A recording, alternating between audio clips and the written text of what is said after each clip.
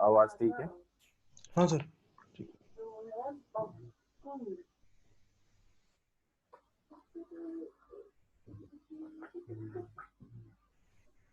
आज हम लोग को देखना है सबसे पहले नेटवर्किंग, ठीक है।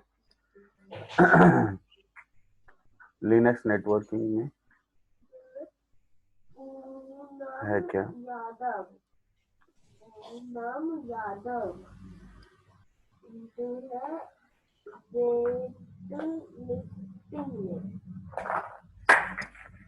बेसिकली नेटवर्किंग का आइडिया तो होगा थोड़ा बहुत आपको।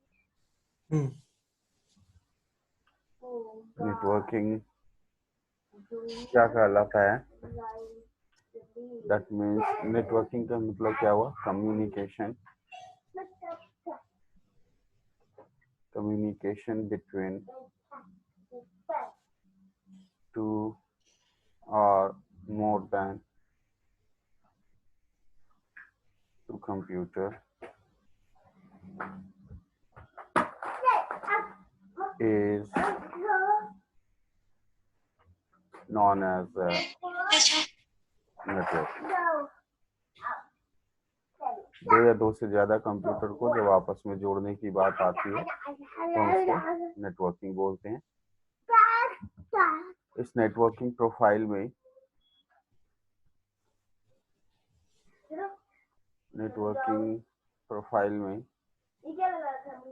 सबसे मेन जो पार्ट होता है वो होता है एड्रेस,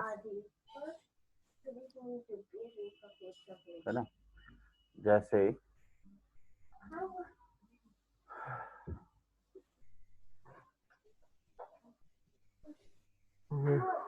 देखा जाए तो ये हमारे आपस में दो मशीन है या दो से ज्यादा मशीन आपस में कनेक्टेड हैं, ठीक है।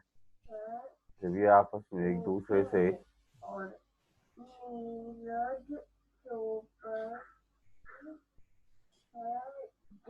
कनेक्टेड हैं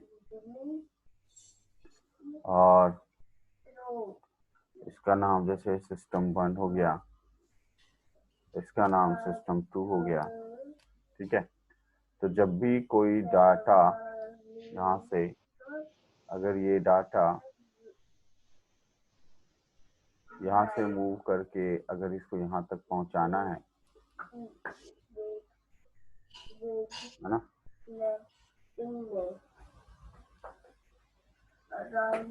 मूव डेटा फ्रॉम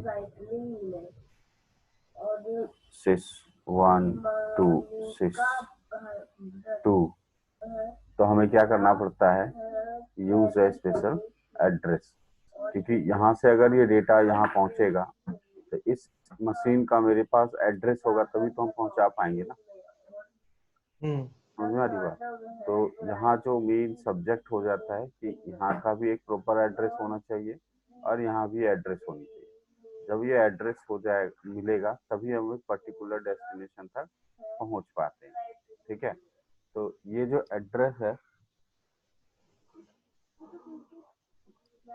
आपको दो तरह का होता है। सबसे पहला एक होता है मैक एड्रेस, जिसको आप हार्डवेयर एड्रेस भी बोलते हो, ठीक है। ये आपका 48 बिट का होता है, करेक्ट है ना। और दूसरा जो एड्रेस होता है उसको हम लोग बोलते हैं आईपी एड्रेस।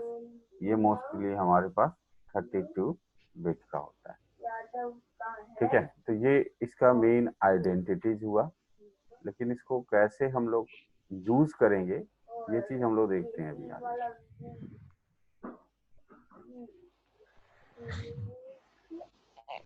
सेव कर लेते हैं। यहाँ पर हमने एड्रेस को बोला, first address is name of hardware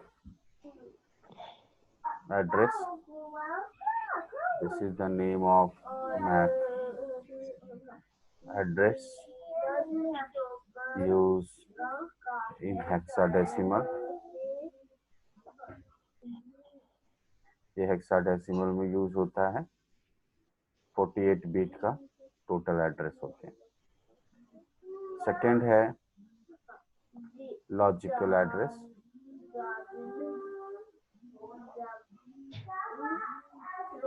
इसको हम लोग बोलते हैं आईपी एड्रेस।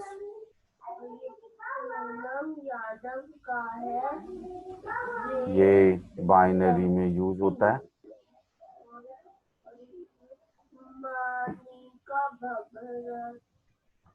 और ये दो वर्जन के होते हैं। एक होता है IPv4 जो 32 बिट का होता है, एंड सेकेंड जो होता है वो होता है IPv6। कितने का होता है IPv6? कितने बिट का होता है, आइडिया है निखिल? ये 64 बिट होता है, I think। 128 बीट होती है, अच्छा। है ना? 128 बीट होता है। यहाँ पर IPv4 address use 4 block. IPv4 में 4 ब्लॉक यूज होते हैं। each block रीड 8 बीट, है ना? हर ब्लॉक की वैल्यू 8 बीट होता है। IPv6 address use 8 block and each block read 16 bit, है ना? ये 16 बिट का होता है। IPv4 address read different classes। इसमें जो इसका स्ट्रक्चर है IPv4 का, वो अलग अलग क्लास में रीड होता है। जैसे क्लास A, अगर आप इसका स्ट्रक्चर देखें तो आपको क्या मिलेगा? फर्स्ट बिट ब्लॉक नेटवर्क, बाकी सेकेंड 3 ब्लॉक जो हो गए वो नोड नोड नोड, ठीक है? और इसकी जो रेंज है वो मिलती है 1 से लेकर के 126 तक। इसकी जो फ्री आईपी है 10.0.0.0 से 10.255.255.255 तक। इसके बाद सबनेट मास्क 255.0.0.0, ठीक है? ठीक है।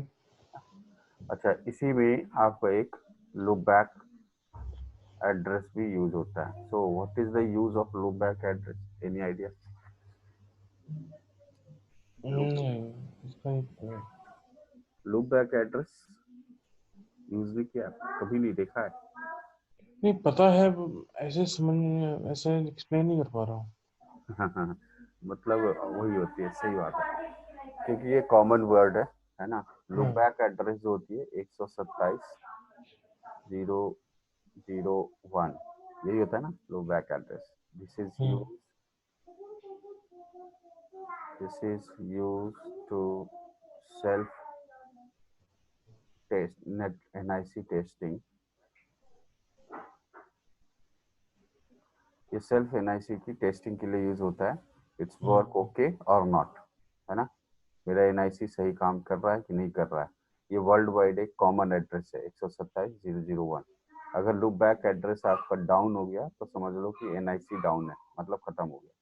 आप बेहिचक नेटवर्क कार्ड अपने मशीन का चेंज कर दीजिए, ठीक है? इसके अलावा भी देखोगे तो इसमें कुछ रेंज है 127.0.0.0 से लेकर के 127.255.255.255 तक की आईपी जो है आप फ्री यूज कर सकते हैं। समझ रहे हैं? मतलब हमारे पास क्लास ए में दो ऐसे रेंज हैं जो हम लोग मतलब प्राइवेटली यूज कर सकते हैं फ्री ऑफ कॉस्ट, जिसका हमें कोई चार्ज देना नहीं पड़ेगा। वो है एक 10 सीरीज का आईपी और एक 127 सीरीज की आईपी। इसमें 127 में ये एड्रेस सिर्फ रिजर्व होता है, बाकी उसके ऊपर नीचे का जितना भी डिजिट है वो आप अपने मशीन में यूज करके काम करा सकते हो। ठीक है, ये भी एक रिजर्व एड्रेस है। उसके बाद आता है आपका क्लास बी। क्लास बी का स्ट्रक्चर बोलता है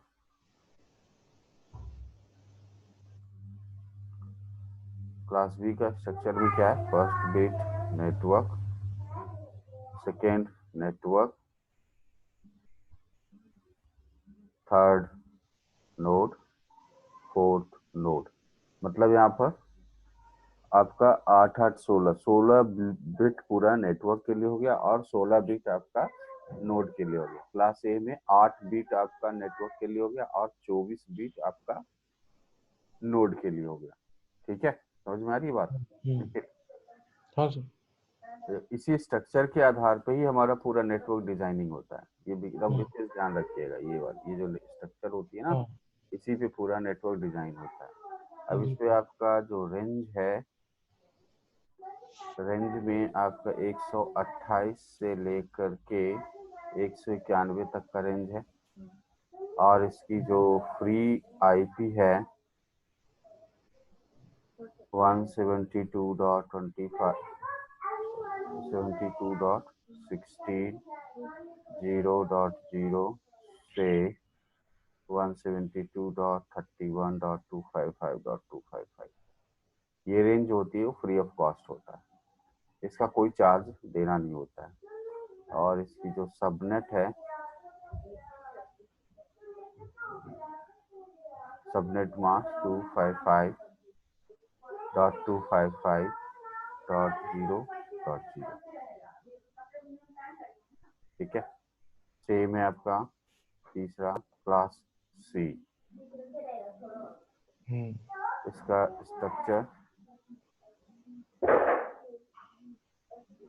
स्ट्रक्चर हो गया आपका network network network dot node, यानी कि तीन ब्लॉक हमारा नेटवर्क का और एक ब्लॉक नोड के लिए।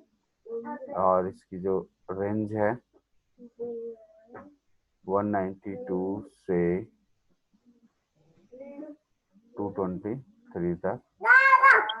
इसकी जो फ्री आईपी है, फ्री आईपी हो गया इसका 192.168.0.0 से 192.168.255.255 तक। ठीक है, ये इसके फ्री रेंज हो जाते हैं इसमें, मतलब इसका कोई चार्ज आपको नहीं देना होता है आईएसपी को। इसकी सबनेट मास्क आपका 255.255.255.0। ये इसका एक बेसिक स्ट्रक्चर हुआ, बेसिक स्टैंडर्ड हुआ हर क्लास के आईपी रेंज को फिक्स करने का, आईपी रेंज फिक्स असाइन करने का। ठीक है, यहाँ तक का कोई सवाल? निखिल, हेलो। हाँ सर। हाँ निखिल, यहाँ तक का कोई सवाल? नहीं ठीक है। है ना, ये एक स्टैंडर्ड है, यहाँ पर ये रिजर्व होता है। अब यहाँ पर इसकी जो सबनेट है, जैसे देख रहे हैं हम लोग हमेशा काउंटिंग करते हैं तो ये 255 से ऊपर नहीं जाता है, जब भी जाता है मैक्सिमम 255 तक ही जाता है। तो इसकी 255 की सबनेट इसीलिए जा रही है क्योंकि हमारे पास IPv4 में 8 ब्लॉक होते हैं। तो 1 2 3 4 5 6 7 8 ये आपका 8 ब्लॉक हो गए इनएक्टिव। अगर मैंने एक ब्लॉक एक्टिव रखा, बाकी 1 2 3 4 5 6 7 8, फिर यहाँ से 1 2 ब्लॉक एक्टिव रखा है ना, 3 4 5 6 7 8, तो उस हिसाब से इसकी जो वैल्यू जाती है 2 to the power n formula के हिसाब से, तो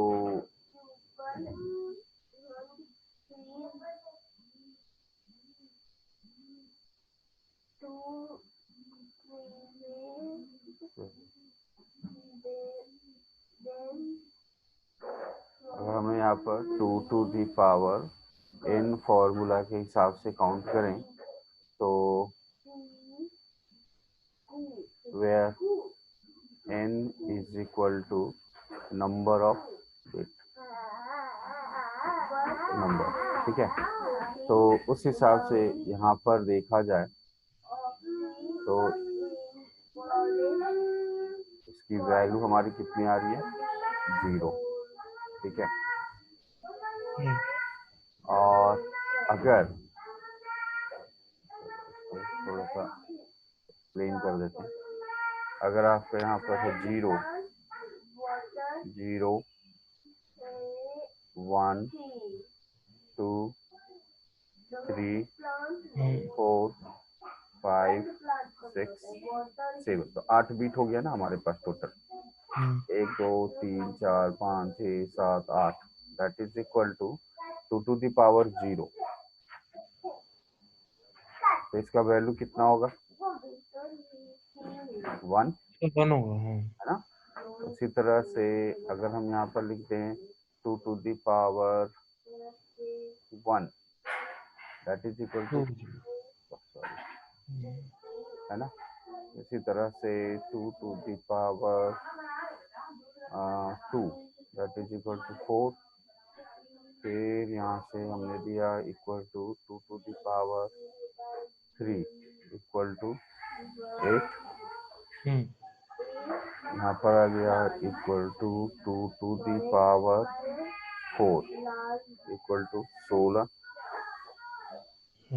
equal to 2 to the power 5, that is 32, और equal to 2 to the power 6 64 equal to 2 to the power 7, कितना हो जाएगा, 128, है ना। तो उस हिसाब से आप देखो, अगर मेरा एक बीट एक्टिव है दैट मीन्स ये 128 हो गया ये। अगर 2 बीट एक्टिव है तो 128 प्लस 64 192, 128 तो 64, तो 8 4 12 4 6 3 9, 3 1 2 3 बीट एक्टिव कर दिए, 1 2 3 4 5। सर ये कैसे कैसे कैसे कर रहे हो? ये देखो, ये 8 बीट है, मेरा 0 है, 8 0 है तो इसकी तो खैर 0 ही रहेगी, ठीक है, अच्छा। है ना। और जहाँ पर मेरा 1 बीट एक्टिव है, ये लास्ट वाला है, इसकी वैल्यू ना 1, अगर यहाँ 0 होगी तो 1 2 4 8 16 32 64 128, तो लास्ट में मेरा 128 ही आ रहा है ना। तो इसीलिए एक बीट यहाँ पर एक्टिव हुआ तो इसकी वैल्यू 128 होगी। समझ में आई बात, अच्छा। है ना। उसी तरह से अब यहाँ पर 2 बीट एक्टिव हुए तो 128 प्लस ये 64, कितना हो गया, 128 प्लस 64, तो 8 4 12 6 3 92, 192। अगर 3 बीट एक्टिव हुए तो 3 बीट एक्टिव का मतलब क्या हुआ, 128 प्लस 64 प्लस 32, तो ये 32 इसमें ऐड करेंगे तो कितना हो जाएगा, 224, 32 है ये।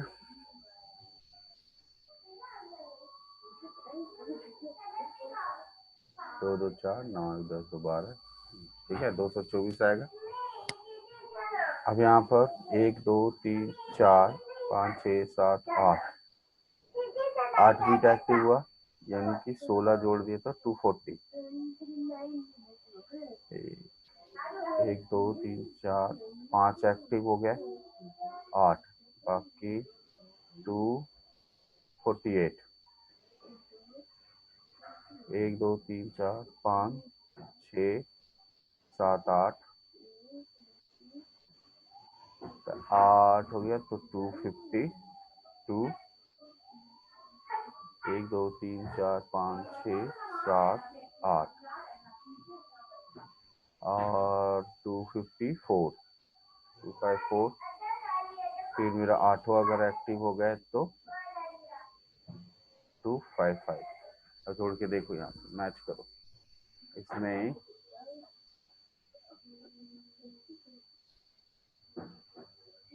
काउंटिंग कैसे है, 128 64 32 16 8 4 2 1। टोटल 8 बीट हुआ ना, 1 2 3 4 5 6 7 8, यही है ना, 0 to 1 तक है, ये वैल्यू लेके चलो बस।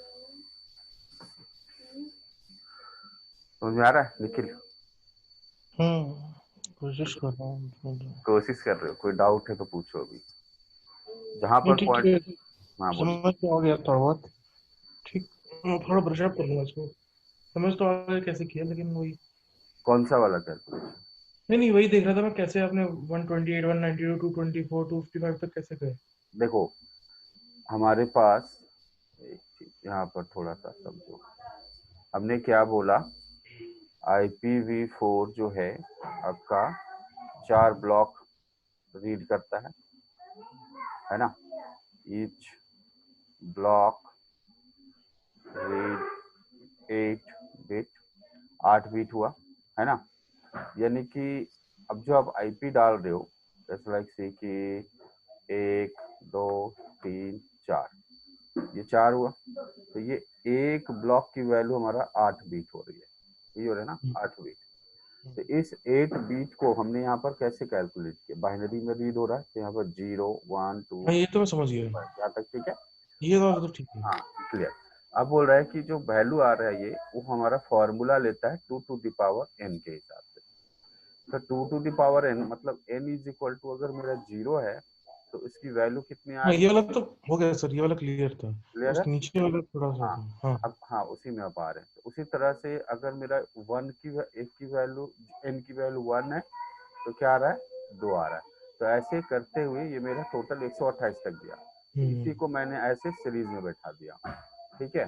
तो अब यहाँ पर सवाल उठ रहा है कि अगर मेरे पास कोई वैल्यू नहीं है, ठीक है, तो यहाँ पर चलो ठीक है, यहाँ पर 0 चला जाएगा।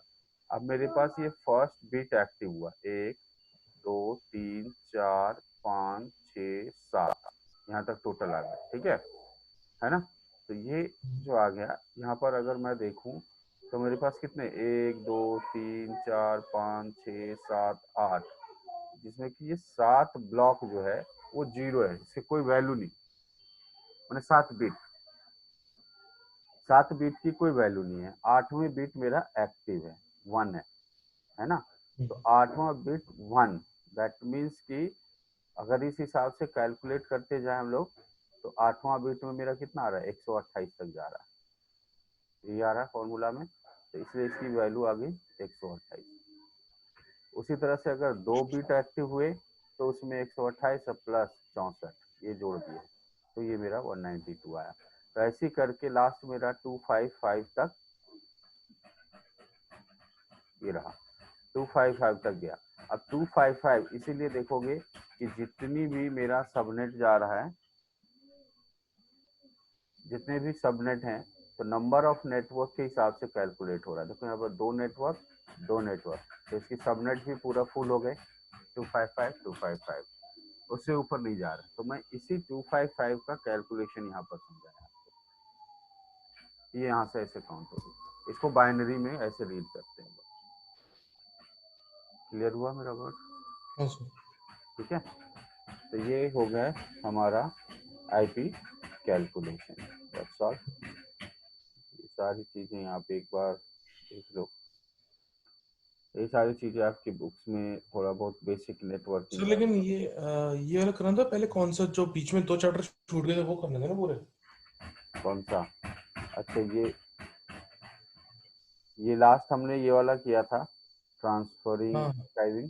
क्योंकि उसके बाद हमने नेटवर्क, एनालाइजिंग लॉग्स और वो कुछ करना था हमने। हाँ उसके बाद ये नेटवर्किंग है। नेटवर्किंग के बाद हमारा फिर है एनालाइजिंग लॉ। ये 2 चैप्टर बचे थे, इसीलिए मैं रिवर्स में ले रहा हूँ। ठीक है, तो आज अच्छा हम अच्छा। लोग नेटवर्किंग खत्म किए, उसके बाद ये खत्म होगा, तो ये पूरा कंप्लीट हो जाएगा। उसके बाद फिर ये तो आपका कर ही चुके हैं ऐसे। ठीक ठीक है। है ना? ये तो मैंने कल ही बोला था कि ऐसे हम लोग करके चलेंगे, है ना? उसके बाद आपका ये बचेगा आपका इंस्टॉल सॉफ्टवेयर इंस्टॉलेशन और फिर लाइनक्स फाइल सिस्टम।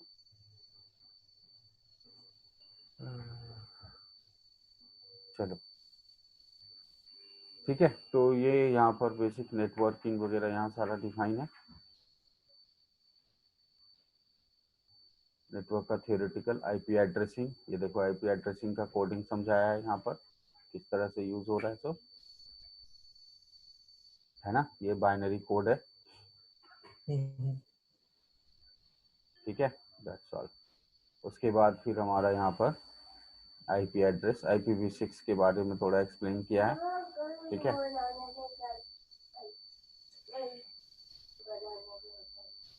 यहाँ पर IPv4 का कंसेप्ट समझ में आ गया अच्छे से?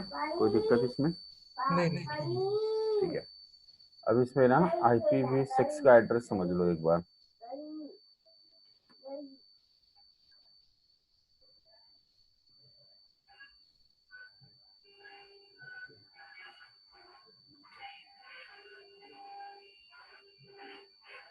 IPv6 एड्रेस यूज 8 ब्लॉक, यहाँ पर 8 ब्लॉक ये यूज करता है। each block read 16 बिट, है ना? यहाँ पर कोई क्लास यूज नहीं होता है in IPv6, no any class use. इसका एक ही कॉमन स्ट्रक्चर होता है। ठीक है, जस्ट लाइक सी,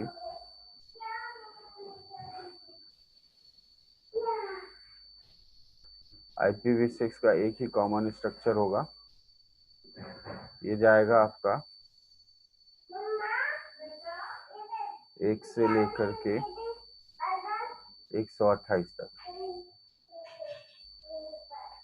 ठीक है, एक ही स्ट्रक्चर होते हैं और इसमें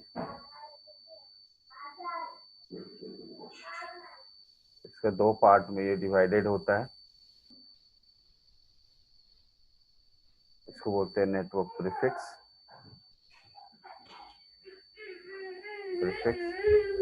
और दूसरा होता है नेटवर्क इंटरफेस, है ना? ये 1 से लेकर के 64 तक, और फिर यहाँ 65 से लेकर के 128 तक का रेंज आपका काउंट होता है। ये जो नेटवर्क प्रीफिक्स है ये अपने आप में 3 पार्ट में डिवाइडेड होता है। सबसे पहला होता है RIP, उसके बाद एक आता है ISP। ठीक है, इसको हम लोग बोलते हैं RIP, रिजर्व एड्रेस, जो मैक्सिमम 32 बिट का सबनेट यूज करेगा। दूसरा होता है ISP, ये आपका मैक्सिमम 16 बिट का सबनेटिंग करेगा। और तीसरा होता है कस्टमर, ये आपका भी 16 बिट का सबनेटिंग करता है। बाकी जो ये आता है ये आपका मैक एड्रेस आता है।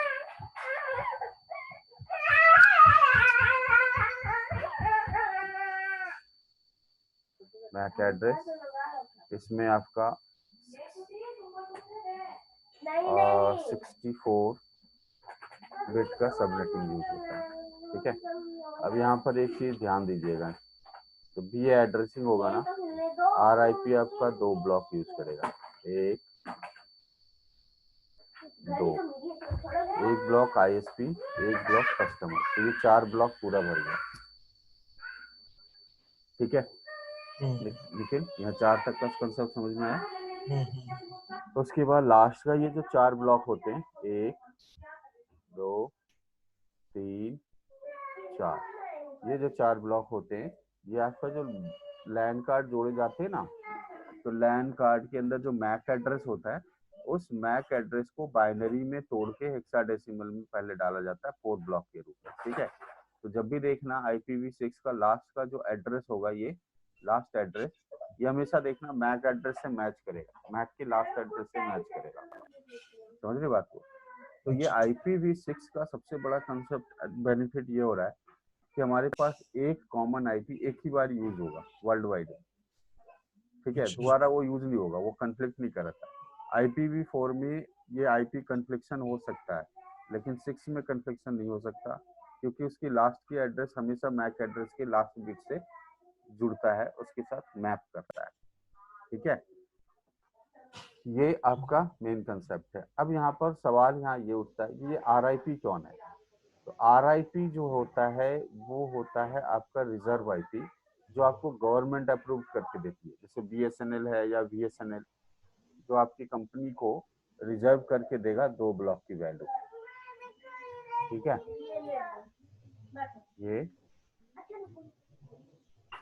RIP जो है, इसलिए जैसे आपको एक एड्रेस प्रोवाइड किया 2000:2082।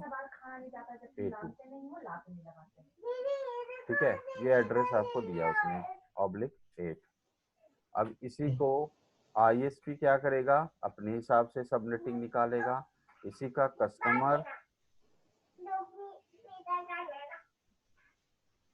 कस्टमर अपने हिसाब से सबनेटिंग निकाल लेगा, और उसके बाद लास्ट का जो मैक एड्रेस है, वो मैक के हिसाब से आपका लास्ट का बिट यहाँ पर भर दिया जाएगा। तो इस तरह से मिला करके आपका टोटल 8 ब्लॉक फुल हो जाता है। तो फाइनली एक एग्जांपल मैं दूं कि अगर हमारे पास IP है तो क्या है, 2000 कॉलन, जैसे मैंने दिया C2:2001,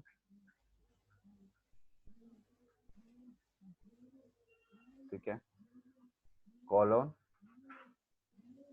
A2C2 colon CA21 8E25 colon 2EC2। 1 2 3 4 5 6 7 0001। ठीक है, ये मेरा एक कॉमन IP आ गया। ये चीजें हमेशा ध्यान रखना, इसमें ऐसे ही मोस्टली जाएगा आपका, जो भी जाएगा हेक्साडेसिमल में जाएगा। ठीक है, अब यहाँ पर एक सवाल उठता है कि यहाँ पर C2 क्यों लिखे, तो C2 का मतलब यहाँ पर है 00। ठीक है, तो पहले का जो वर्ड होता है ना, वो आप ना लिखें तो भी कोई फर्क नहीं पड़ता, वो काउंटिंग में आ जाता है ना। अगर हम इसको ऐसे भी लिखेंगे तो भी मेरा काम चल जाएगा। अच्छा, इसमें एक और कॉमन चीज होती है, मान लो कि ये दोनों ब्लॉक की वैल्यू बराबर है, सेम है। ठीक है, दोनों ब्लॉक की वैल्यू सेम है, तो आपको इसमें लिखने की जरूरत नहीं है, आप सीधे यहाँ पर लिखेंगे 2000:C2:2001 8E25 2EC2 यहाँ पर सीधे 1 डाल दीजिए, क्योंकि इधर की वैल्यू का जो लिखना जरूरी नहीं है। ठीक है, तो ऐसे भी आप इसको लिख सकते हो, कब, जब इन दोनों की वैल्यू अगर बराबर है तो। इसका ये मतलब हो जाता है, यहाँ पर जो 2 कॉलम दी गई है, इन दोनों ब्लॉक की वैल्यू क्या है, मेरा बराबर सेम है। तो जब सेम है ब्लॉक की वैल्यू तो हमें उसे लिखने की जरूरत नहीं है, उसको कोलोन से प्रेजेंट कर दो तो वो अपने आप वो रीड कर लेता है। समझ में आई बात यहाँ पर? ठीक है ना? तो यही मेन इसका कंसेप्ट होता है IPv6 का यूज करने के। तो ये आज के डेट में देखा जाए तो IPv6 सबसे ज़्यादा इजी है एज फॉर कंपेयर IPv4, है ना? वो सिर्फ थोड़ा सा लंबा देखने का है लेकिन यूज में सबसे आसान है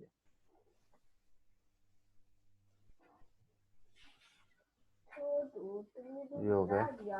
देखो अच्छा, यहाँ पर IPv6 जो है, एक चीज याद रखिएगा, IPv6 जैसा कि बताया रीड हेक्साडेसिमल, है ना? तो हेक्साडेसिमल वैल्यू कहाँ से होता है, 0 से लेकर के 9 तक तो न्यूमेरिकल होगा। अगर 10 है तो A, 11 है, सॉरी 11 है तो B,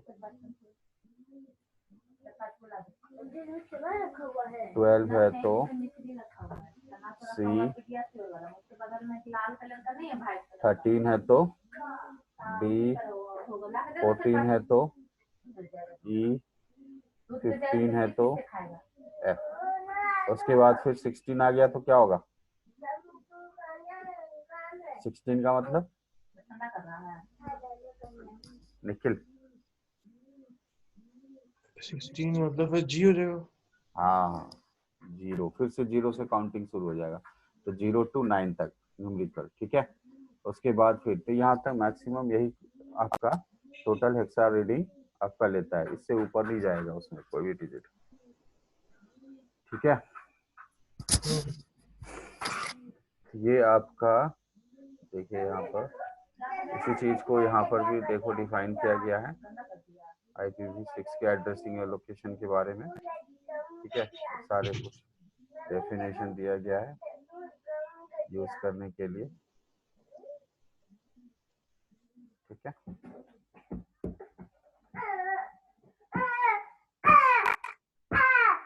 अच्छा, उसके बाद कुछ ऑब्जेक्टिव पॉइंट्स हैं यहाँ पर।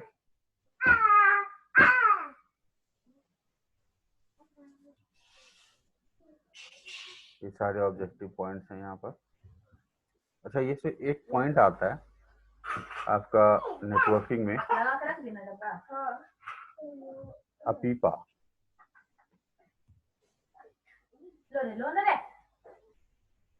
अपीपा एड्रेस, ये क्या होता है?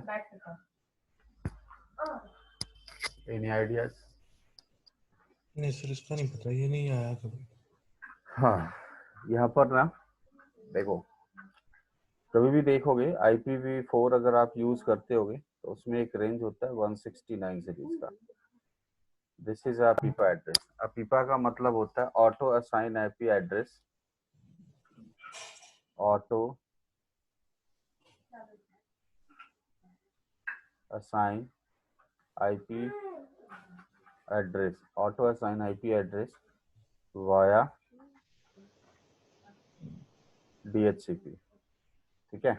DHCP के द्वारा जो अपने आप IP असाइन की जाती है ना, उसको अपीपा बोलते हैं। वो उसका एक शर्त होता है। जैसे मान लो आपने एक DHCP सर्वर बनाया, उसमें आपने एक IP रेंज फिक्स की कि 192.168.0.10 से लेकर के 192.168.0.30 इतना तक का रेंज हमने यहाँ पर फिक्स कर दिया, ठीक है? ये फिक्स है। तो जो भी DHCP IP देगा वो इसी रेंज में देगा, 10 से लेके 30 तक के बीच में ही देगा, 15, 18, 22, 25 जो भी है। 32 नहीं दे सकता है, 48 नहीं दे सकता है, कभी नहीं देगा वो IP, क्योंकि 30 तक ही रेंज है, ठीक है? अब आपके पास क्या हुआ, इस हिसाब से देखा जाए तो हमारे पास मतलब 20 IP ही मिल रहे हैं 10 से लेके 20 30 के बीच में, तो हमारे पास टोटल 20 ही IP दे रहे हैं ना, मतलब 20 मशीन को हम IP दे रहे हैं, है ना? Total 20 IP provide. अब आपके नेटवर्क में 2 more machine is added। ठीक है, अब 2 नया मशीन ऐड हो गया। अब DHCP इसको IP कहां से देगा? दे नहीं सकता, क्योंकि रेंज तो खत्म है। हमारे पास 20 तक का ही था, 2 और ऐड हो गया तो 22 हो गया। तो वो IP इसको कहां से देगा? तो वो DHCP के पास अपना एक रिजर्व रेंज होता है, जिसको हम लोग बोलते हैं अपीपा रेंज। वो इस रेंज की IP होती है 169 सीरीज। ठीक है, तो वो ऑटोमेटिक जब अगर आपके द्वारा दिए गए रेंज खत्म हो गए तो अपीपा अपने एक रिजर्व कोटा रेंज से IP आपको मशीन में प्रोवाइड कर देता है। उस IP को बोलते हैं अपीपा IP। समझ में आई बात? अच्छा, ठीक है। ठीक है, तो आप ठीक है। देखना हमेशा एड्रेस में ये चीजें मिलती है। तो वो अगर IPv4 है तो 169, अगर मेरा IPv6 है तो ये स्टार्ट होता है FE80। ये हमेशा देखना FE80 से आपका IP स्टार्ट होगा। तो ये जो IP होता है वो हमेशा अपीपा कहलाता है, IPv6 का।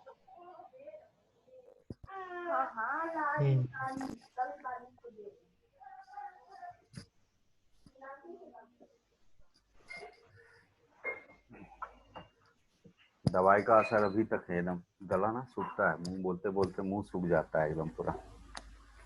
नहीं, आराम से, कोई दिक्कत नहीं। बहुत ही गर्म दवा दे दिया था यार इस बार एकदम लोग। पानी जैसे कंटिन्यू बोलते रहते ना, बोलते बोलते अपने आप मुंह सूखना शुरू हो जाता है।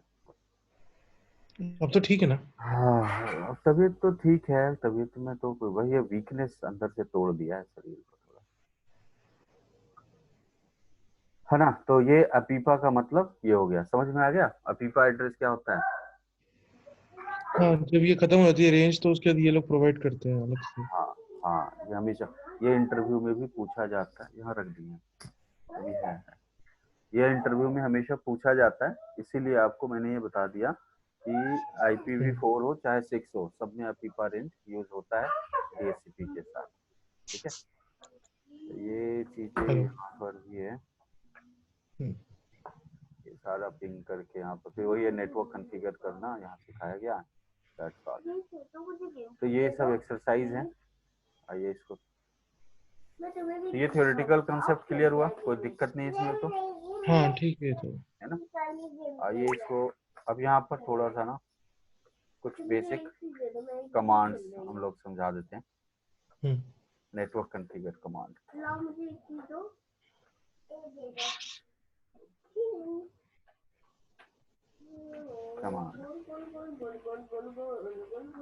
इसमें 2 तरह के कमांड होते हैं। सबसे पहला एक होता है NMTUI,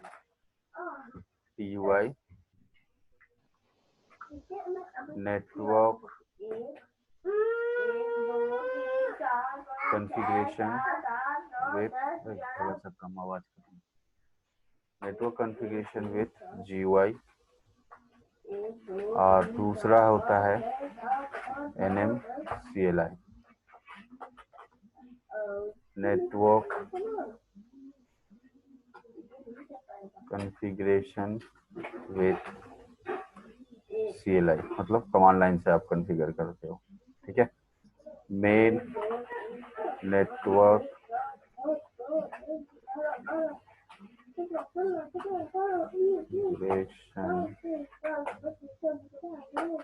main network configuration file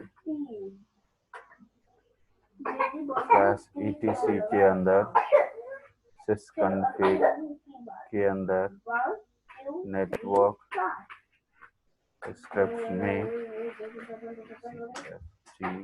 hyphen जो भी है ETH0 या ETH1 या फिर ये मिलेगा, या फिर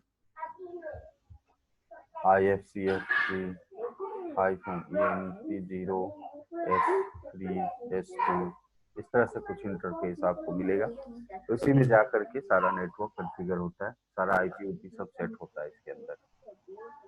ठीक है, तो ये इसको एक बार करके दिखाते हैं। जैसे देखो ये मेरा एक मशीन है, ठीक है, इसमें एक ही लाइन कार्ड ऐड है। मैं इसमें एक नया और ऐड कर देता हूँ, ठीक है, नेटवर्क अडेप्टर,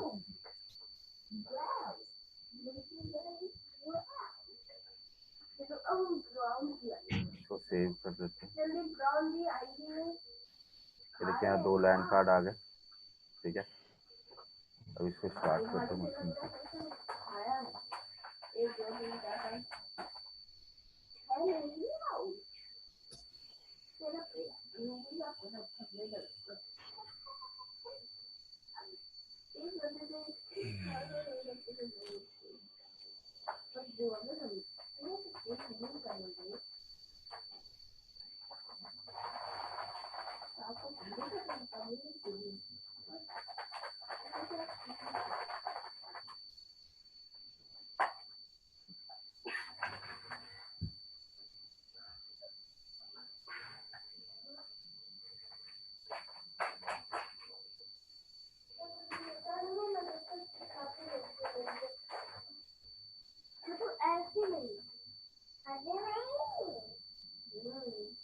देखो पहले इन दोनों सामानों को बाहर निकालते हैं। ये जज है, मैंने सिलेंडर दिखाया, ये घूमेंगे। पहले मैं करना चाहूंगी इसका सिलेंडर, वो नहीं, देखो गेम कैसे खेलते हैं, देखो देखो देखो 1 2 3 देखो देखो ओ आ गया, स्टार्ट करते हैं। ब्राउन पार्ट मुझे दे दो, ब्राउन ब्राउन लगते भाई आइसक्रीम के लिए इस केक को दीजिएगा। चलो ब्राउन को दे डाल दो इस कटोरी में। अच्छा मीठे को भी डाल दो। अरे इसको नहीं, जज है और ये टाइमर है, ठीक है। ये टाइम देखिए अभी कितनी देर में समय तक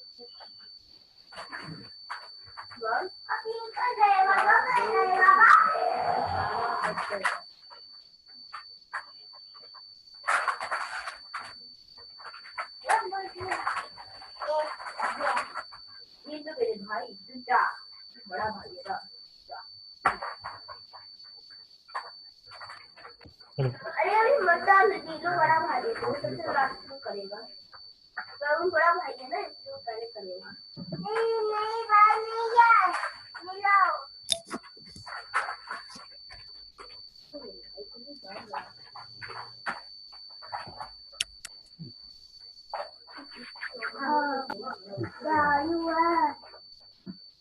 यहाँ से आप अपना टर्मिनल ओपन कर लिए, ठीक है। तो यहाँ सबसे पहले चेक करो NMCLI डे स्टेट। तो यहाँ पर आपके पास जितने भी डिवाइस कनेक्टेड हैं वो सब आपको दिखा दिया। एक ये पहले से था, अब ये हमने अभी कनेक्ट किया है, ठीक है। बाकी एक वर्चुअल ब्रिज बना हुआ है अलग से, ठीक है। उसका अपना अलग रीजन है, उन्होंने डॉकर वगैरह यूज किया था तो ये बन गया था। फिलहाल हमें 2 चीजें देखनी है यहाँ डिवाइस स्टेटस में। डिवाइस का नाम ये हुआ, इसका कनेक्शन है। उसके अलावा NMCLI कनेक्शन शो करके भी आप देख सकते हो पूरा डिटेल जो मेरे एक्टिव इंटरफेस है, ठीक है, जो मेरे काम का है।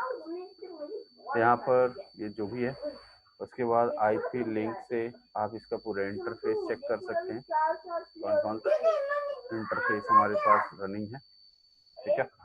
और IP A लगा करके आप इसके ऊपर के एड्रेस वेरीफाई कर सकते हो, इस मशीन का, इस इंटरफेस का एड्रेस क्या है। दूसरा ये NP3 है, इसके ऊपर एड्रेस आपका 167 है, और एक अपीपा रेंज आपको देखो यहाँ पर मिल रहा है IPv6, ठीक है। तो ये चीजें भी हमारे पास अवेलेबल, बट ये जितनी भी IPs है वो सब डायनेमिक है, ये CP से दिया हुआ है, ठीक है। अगर आप इसको कैट करके देखोगे तो /etc sysconfig network -scripts IFCFG, जैसे हमारे पास है वायर्ड कनेक्शन, ठीक है। ये देखो इसमें आपका एक स्टैटिक IP मिला हुआ है, ठीक है। और ISCFG अगर मैंने यहाँ पर ENS3 लगाया तो यहाँ पर आप देखोगे boot proto is equal to DHCP, मतलब ये मेरा डायनेमिक IP दिया हुआ है यहाँ पर, ठीक है। अब इस पे आप IP कॉन्फ़िगर करना चाहते हो तो सीधा NMTY लिखो, इंटर मारो, इंटर मारते ही एडिट कनेक्शन आ जाएगा। एडिट कनेक्शन में गए, अब आपने जैसे नया कनेक्शन कौन लिया था, ये लिया था वायर्ड कनेक्शन, ठीक है। तो जो भी इथरनेट है वो आप सेलेक्ट कीजिए और यहाँ से एंटर कर दीजिए, आ गया यहाँ पर, है ना। अब इसमें IP एड्रेस देखो यहाँ पर सेट कर दो, जैसे मैंने यहाँ पर डाल दिया मान लो 170 या 180, 180 डाल देते हैं, ठीक है। दिख रहा है निखिल? निखिल क्लियर हो रहा है ना? हाँ मैं भी देख रहा हूँ, समझ रहा हूँ। हाँ, तो यहाँ से IP एड्रेस यहाँ डाल दिया, अगर गेटवे है तो गेटवे डालो, DNS एड्रेस अवेलेबल है तो डालिए, नहीं तो छोड़ दीजिए, ठीक है। यहाँ पर ये ऑटो कनेक्ट रहना बहुत ज़रूरी है। अगर ये ऑटोमेटिकली कनेक्ट नहीं रहेगा तो जब तक मशीन चल रहा है तब तक आपका IP काम करेगा, जैसे ही मशीन बंद होकर स्टार्ट होगा आपका IP बंद हो जाएगा, फिर से आपको IP डालना पड़ेगा और नेटवर्क स्टार्ट करना पड़ेगा। तो बेहतर है कि हम लोग इसको ऑटोमेटिकली कनेक्ट करके रखें कि आफ्टर रीबूट अपने आप ये इथरनेट क्या हो जाए, एक्टिव हो जाए, ठीक है। हाँ, तो ये जरूरी है करना। उसके बाद यहाँ से ओके कर दिया, उसके बाद आप यहाँ से बैक किए, अब आप यहाँ से क्या कर रहे हो, NMCLI कनेक्शन, शो में देख लिया आपने वायर्ड कनेक्शन, तो NMCLI कनेक्शन पहले आप करो डाउन, वायर्ड कनेक्शन, ठीक है, और फिर इसको कर दो अप। सक्सेसफुल हो गया, तो यहाँ से IF कॉन्फ़िगर करके देखिए। क्या कर रहे हो तुम? ये मत करो, अरे रुको ना। 180 चेंज होगी, ये क्या कर रहे हो? ठीक है। तो ये IP आपका चेंज हो गया आपका, इसको अगर आप पिंग करके देखेंगे तो ये पिंग कर दिया, ठीक है। तो इस तरह से हम लोग अपना IP असाइन करते हैं, ठीक है ना।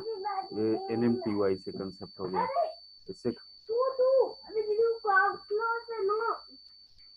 कोई सवाल?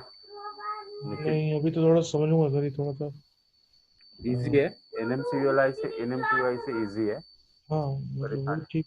हाँ सब कुछ विजिबल होता है। अब अगर यही काम हम NMCLI से करेंगे तो कैसे होगा, NMCLI कनेक्शन शो करके देख लो पहले, ठीक है। अब मैंने यहाँ पर डाल दिया NMCLI कनेक्शन मॉडिफाई, अगर याद न रहे ना तो 2 बार टैब मारो, अपने आप देखो मॉडिफाई, ठीक है। उसके बाद फिर कनेक्शन का नाम NMCLI कनेक्शन मॉडिफाई, किसको मॉडिफाई करना है, तुमको वायर्ड कनेक्शन को मॉडिफाई करना है। क्या मॉडिफाई करना है, तो IPv4 एड्रेसेस। अब IPv4 में हमें IP क्या डालना है, जैसे 192.168.171. मान लीजिए 200 हमने डाल दिया /24 स्पेस IPv4.method मैनुअल, ठीक है।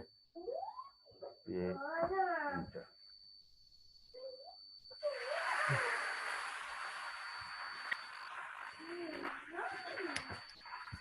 है ना। उसके बाद आप चाहें तो सिस्टम CTL रीस्टार्ट नेटवर्क,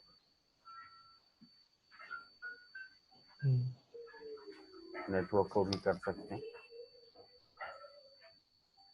ये भी कर दीजिए, या नहीं तो फिर सबसे पहले आप कनेक्शन डाउन कीजिए, ये कनेक्शन डाउन फिर कनेक्शन अप, तो एक ही बात है, ठीक है। अब आप यहाँ से IF कॉन्फ़िगर करके चेक कीजिए, तो wired connection connection show ENS37, ठीक है। तो CLI connection down, wired connection up।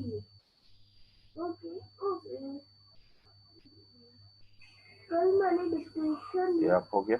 Ma'am ने लिखवाई थी, मैंने दिया था। अब यहाँ पर देखो आ गया 200 IP एड्रेस चेंज हो गए। तो ये भी एक तरीका है, आप जैसे चाहें वैसे यूज कीजिए एज यू विश।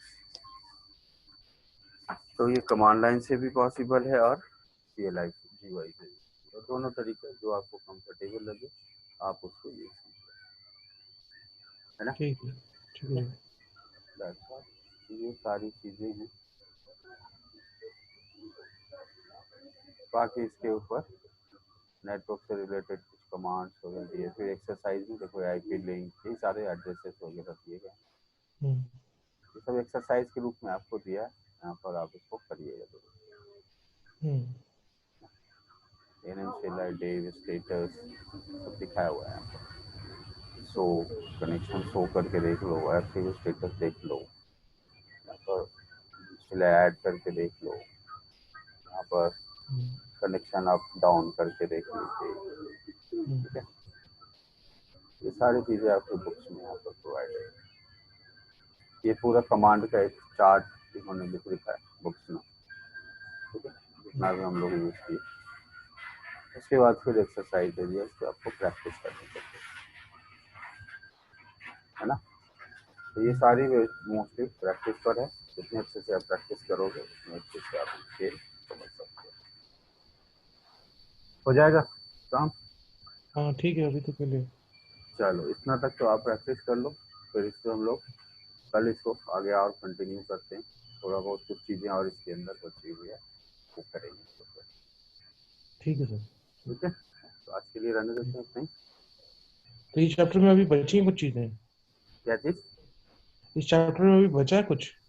इस चैप्टर में कुछ विशेष लिए कुछ एक्स्ट्रा ऐसी अलग से मैं कमांड बता दूंगा नेटवर्क में ट्रेसिंग करने के लिए, होस्ट नेम चेंज करना, कुछ अच्छा, कॉन्फ़िगरेशन फाइल होते हैं उसके बारे में जानकारी होना चाहिए।